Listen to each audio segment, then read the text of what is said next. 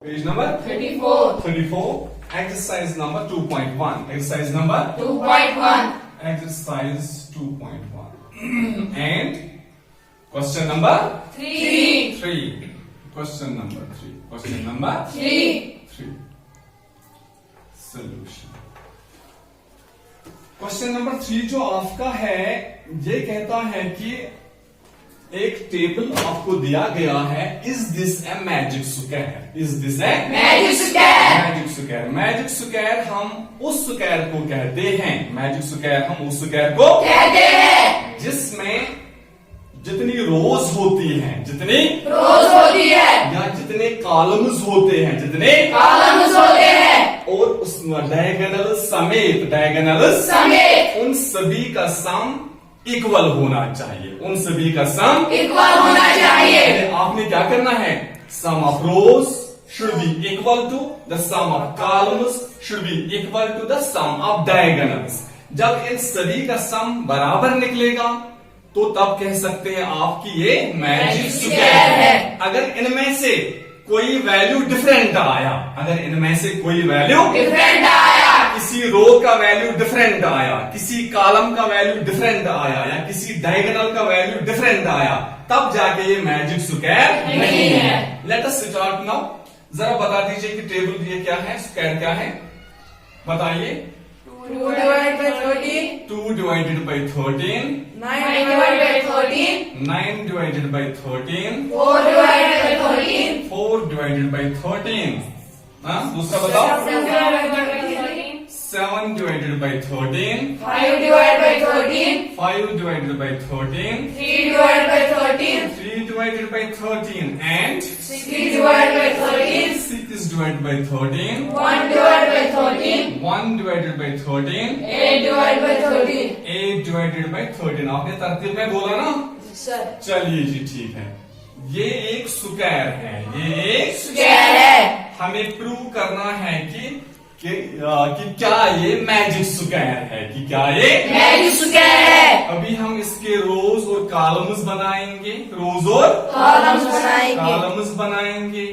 ये जो आप देख रहे हैं ना, ये वाली लाइन, क्या देख रहे हैं? ये वाली लाइन इसको कहते हैं रो. क्या कहते हैं? रो. इसमें एक से ज्यादा रोज हैं. इसमें एक से ज्यादा रोज है. तो हम सिंपली इसका नाम R1 रखेंगे, यानी row number first. Row number first. इसका नाम R2 रखेंगे, यानी row number second. Row number second. इसका नाम R3 रखेंगे, यानी row number third. Row number third. ठीक उसी तरह इसका नाम C1 रखेंगे, यानी column number first. Column number first. इसका नाम C2 रखेंगे, यानी column number second. Column number second. और इसका नाम C3 रखेंगे, यानी column number third. Column number third. ठीक उसी तरह इस कोने से लेकर के इस कोने तक ये जो लाइन आप देख रहे हैं, इसको डायगोनल कहते हैं. क्या कहते हैं? डायगोनल. मैथमेटिक्स में, जियोमेट्री में इसको डायगोनल कहते हैं. तो इस वाले डायगोनल को हम D1 नाम रखेंगे, यानी डायगोनल फर्स्ट. Diagonal first. ठीक उसी तरह इस कोने से लेकर के इस कोने तक ये जो आप लाइन देख रहे हैं, इसको भी डायगोनल कहते हैं. क्या कहते हैं? डायगोनल. एक स्क्वायर में 2 डायगोनल्स होते हैं. कितने डायगोनल्स होते हैं? 2.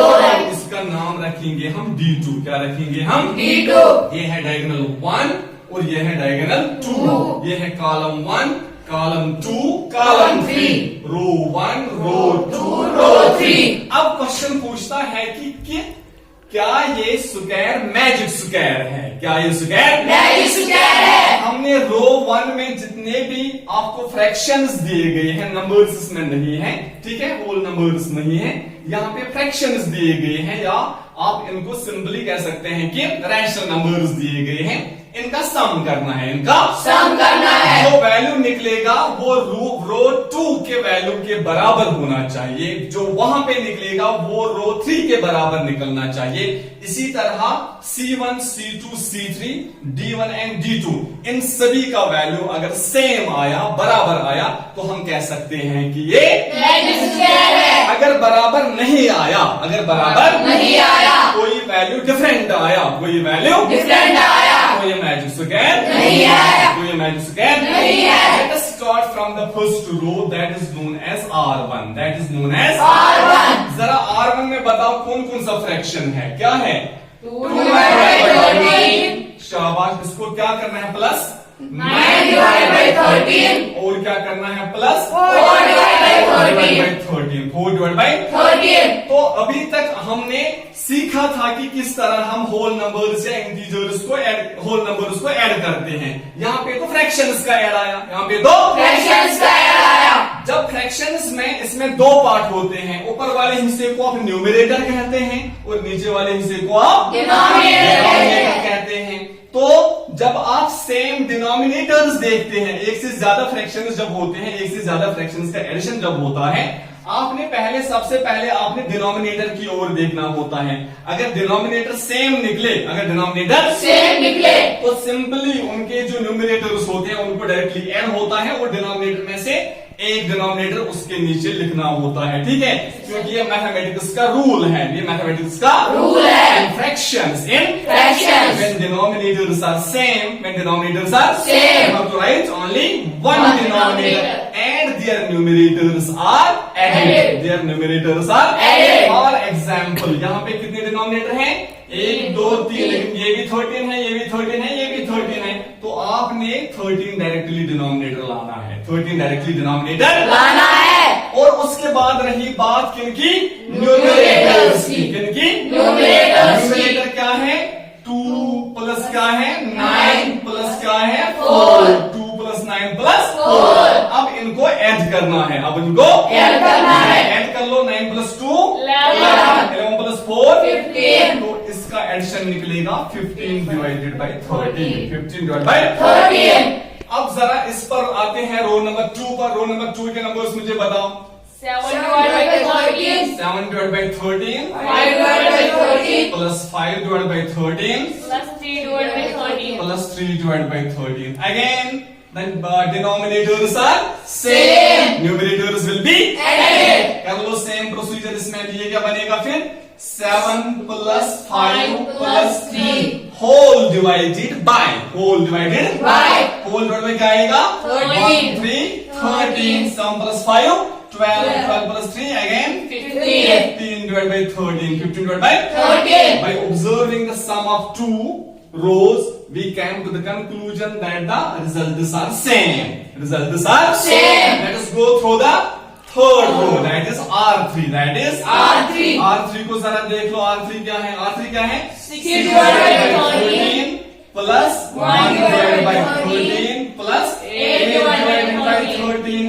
इसमें भी क्या डिनोमिनेटर्स Same है. न्यूमरेटर्स को दोबारा एडिशन हो जाएगा एक दूसरे के साथ। क्या बनेगा ये? 6 plus 1 plus 8 divided by 13 which is equal to 6 plus 1 7. 7 plus 8 15. Again 15 divided by 13। Same result again, same result Again. Let us see the I can say C1 or the column number first. Column number First. It is 2 divided by 13 is 7 divided by plus 7 divided by 13 yes 6 divided by 13. plus 6 divided by 13. Let us say again. Denominators are Same. Numerators will be Added. It will become 2 plus 7 plus 6 whole divided by 13. 13 whole divided by 13. Let's make the addition. Let's make the Addition. yes 2 plus 7 Nine. 9 plus 6 again 15. divided by 13. Are you getting me? Yes, sir. समझ आता है ना सबको? Yes, sir. चलिए C2 पे आ जाइए। That is known as column number 2. Column number 2. column number 2 क्या है? 9 divided by 13 शाबाश plus 5 divided by 13. 5 divided by 13 plus 1 divided by 13. 1 divided by 13 1 divided by 13. अब जरा इनको ऐड कर लो।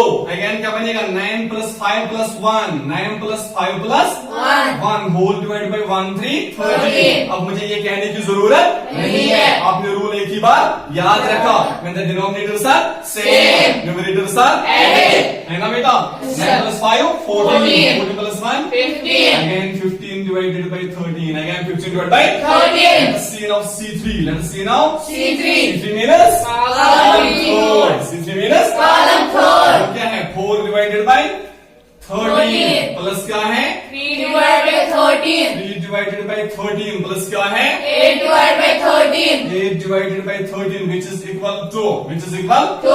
4 plus 3 plus 8 4 plus 3 plus 8. whole divided by 1 3 13. 8 plus 3 7. 4 plus 3 7. 7 plus 8 again 15 divided by 13. again the result is same Same. let's now go through the diagonal let's now go through the Diagonal. Let's go to the diagonal number first the diagonal number First. which is known as D1. D1 which is known as D1. क्या है 2 divided by 13 2 divided by 13. Plus कौन सा number हो जाएगा 5 divided by 13. 5 divided by 13. इसके बाद plus कौन सा नंबर हो जाएगा 8 divided by 13. 8 divided by 13 8 divided by 13. again the denominators are same numerators will be Added. क्या बनेगा 2 plus 5 plus 8 divided by 1 3 13. 5 plus 2 7 7 plus 8 15. 15 divided by 13 15 divided by 13. and the last diagonal which is known as D2 which is known as D2. वो कौन सा है ये वाला diagonal ये वाला Diagonal. कौन कौन सा इसमें फ्रैक्शन है 4 divided by 13 4 divided by 13. Plus क्या है बेटा 5 divided by 13. 5 divided by 13. Plus क्या है बेटा 6 divided by 13. 6 divided by 13 which is equal to To.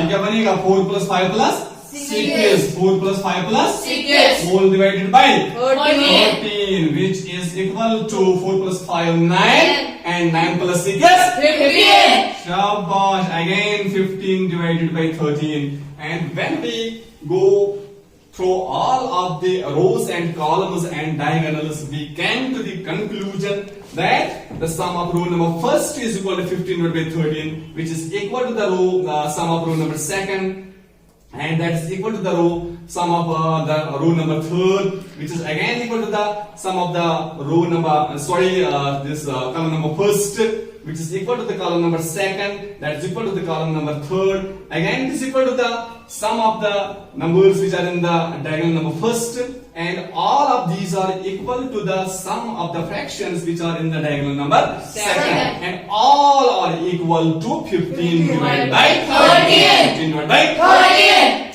At first, I told you that a square is said to be a magic square when the sum of its rows and the sum of its columns and the sum of its diagonals is same. So here the sum is same. Here the sum is Same. Which is equal to 15 divided by 13. Is it now a magic square or not? Yes. It is a Magic square. It is a Magic square. तो आप कह सकते हैं therefore 4. it is a magic square Square. because क्यों है because the sum of its rows the sum of its Rows. comma Columns. columns columns and Diagonals. diagonals diagonals is same Same. which is equal to 15 divided by 13 15 divided by 13. that was all about the topic that was all about the Topic. you got it now Yes, sir. okay